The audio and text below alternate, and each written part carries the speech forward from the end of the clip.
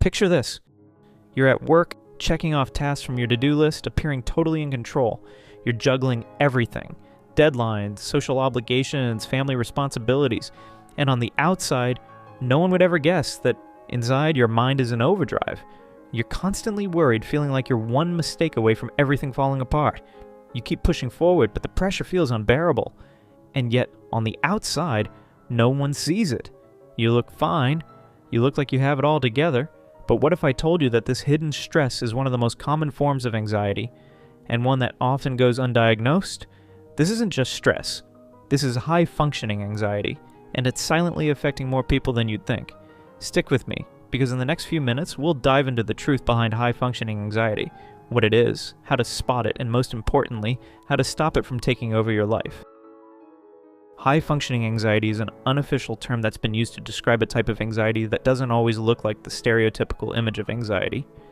When most people think of anxiety, they picture someone having a panic attack, unable to leave the house, or struggling with basic day-to-day tasks.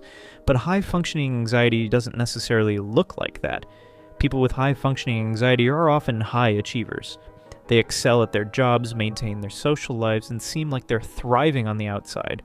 But underneath the surface, their minds are constantly racing with worries about what's next, what could go wrong, and whether they're all meeting everyone's expectations. They may struggle with overthinking every decision, no matter how small, perfectionism, and feeling like nothing is ever good enough, constantly seeking reassurance from others about their choices, fearing failure even though they're outwardly successful. Physical symptoms of anxiety like restlessness, a muscle tension, and trouble sleeping. At first glance, everything seems perfectly fine. But inside, they're battling an internal storm that no one sees. Here's where it gets tricky. High-functioning anxiety often masks itself as perfectionism. On the outside, it looks like someone who is driven, motivated, and organized. They're the ones who always show up on time, meet every deadline, and volunteer for extra responsibilities. But underneath that perfectionism lies an intense fear of failure, rejection, or disappointing others. The pressure to maintain the illusion of perfection can be overwhelming, leading to exhaustion and burnout. It's important to recognize that perfectionism is often rooted in anxiety. The idea is, if I can just keep everything perfect, I won't face rejection or judgment. But that perfection comes at a high emotional cost. Now let's dive into what I like to call the vicious cycle of high-functioning anxiety. And trust me, it's exactly what it sounds like.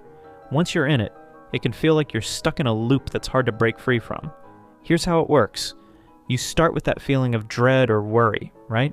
Maybe you're stressed about an upcoming project, or there's that little voice in your head constantly telling you that you're not good enough. This initial anxiety pushes you to overachieve, thinking that if you just work a little harder, do a little more, you can silence that inner critic. So you start pushing yourself harder. You take on more work, commit to more tasks, and keep going even when you're exhausted. This leads to burnout, and let's face it, burnout is no fun.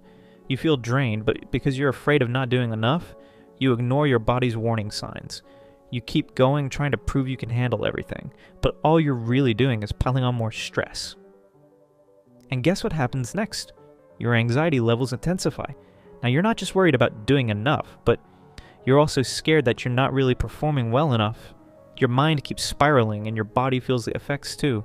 So you try to compensate by working harder, staying up later, and even sacrificing your downtime. It's like you're running on a treadmill that's speeding up faster and faster. And no matter how hard you try, you can't catch your breath. At this point, the cycle starts to feel self-perpetuating. You keep telling yourself, if I just do this one more thing, I'll feel better. But it never happens. In fact, the more you try to push through, the more trapped you feel. You can't break free because anxiety keeps on pushing you forward, and burnout keeps on pulling you down. Breaking this cycle isn't easy, but it's definitely possible. Recognizing the cycle is the first step. Once you see it for what it is, you can start to take action to slow things down, prioritize self-care, and ultimately step off that treadmill. So let's talk about how to spot high-functioning anxiety. The tricky thing about this type of anxiety is that it's often invisible. On the outside, someone might seem like they have it all together, successful, confident, maybe even flawless. But internally, their mind is constantly racing, filled with worries and never truly at ease. Here's how to tell if you, or someone you know, might be struggling with high-functioning anxiety. First off, if you always feel like you need to stay busy, that's a big sign. People with high-functioning anxiety often keep themselves overloaded with tasks because the thought of slowing down or doing nothing is terrifying. The busier they are, the less time they have to confront their anxious thoughts. Then there's the difficulty relaxing. It's not that they don't want to relax, but even when they do take time off, they can't seem to enjoy it fully. Their mind keeps wandering back to work, the things they need to do, and whether they're doing everything right. Another major sign is physical symptoms. This is where things get tricky. The anxiety doesn't always show up in obvious ways like panic attacks, but you might notice things like muscle tension, headaches, upset stomachs, or even sleep problems. It's the body trying to tell you something's off, but it's not always easy to recognize at first.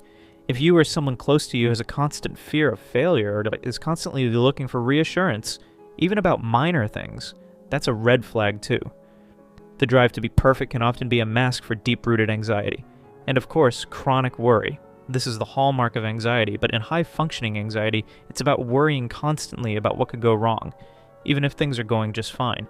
So keep an eye out for these signs, because recognizing them early is the first step towards getting help and starting to make a change. Now that you know how to spot high-functioning anxiety, let's talk about how to cope with it. Because if you're dealing with this, you don't have to keep battling it alone. First and foremost, recognize your triggers. The more you can pinpoint what causes your anxiety to spike, the better. It might be certain situations, people, or even thoughts. Once you identify those triggers, you can start working on strategies to either avoid them or prepare yourself for them. Another important tip is to practice self-compassion. I get it. It's easy to criticize yourself when you feel like you're never doing enough. But the truth is, you are doing your best. Perfection is an illusion, and giving yourself permission to not be perfect is huge for easing the anxiety that comes with trying to keep up with impossible standards. Next, set boundaries. This is something a lot of people with high-functioning anxiety struggle with. Saying no can feel like failure, but it's actually self-preservation. You don't have to take on every project or say yes to every invitation. Protect your time and your energy. It's okay to put yourself first. And don't forget about self-care. It's not selfish, it's necessary. Whether it's meditation, journaling, exercise, or just sitting quietly without any distractions, make time for yourself. Those moments of peace can help reset your mind and reduce the constant anxiety. Lastly, ask for help when you need it. High-functioning anxiety can feel isolating because you think no one will understand what you're going through. But talking to someone, a friend, a family member, or a therapist, can help you feel heard and supported. You don't have to handle everything on your own. Remember, these steps don't need to be perfect, and you don't have to fix everything at once. Just start small, one step at a time, and give yourself permission to slow down. You're allowed to take a break. Now that we've explored high-functioning anxiety, let me talk directly to you. If you're watching this and thinking, that's me, I've been living with high-functioning anxiety for years, I want you to hear this. You're not broken, and you're not alone. There's nothing wrong with being successful or hardworking, but there's something to be said about the toll it's taking on your mind and body. It's okay to not have everything under control. It's okay to feel vulnerable. And it's absolutely okay to ask for help. Remember, your mental health is just as important as your to-do list. Taking care of yourself isn't a luxury. It's a necessity. If you find yourself stuck in the cycle of anxiety, don't let it define you. Start small. Start with one step. Whether it's setting a boundary or simply taking time each day to relax, those small actions can lead to big changes. And for those of you who are supporting someone with high-functioning anxiety, understand that they might be going through a silent struggle. Offer support without judgment, and encourage them to seek help when they need it.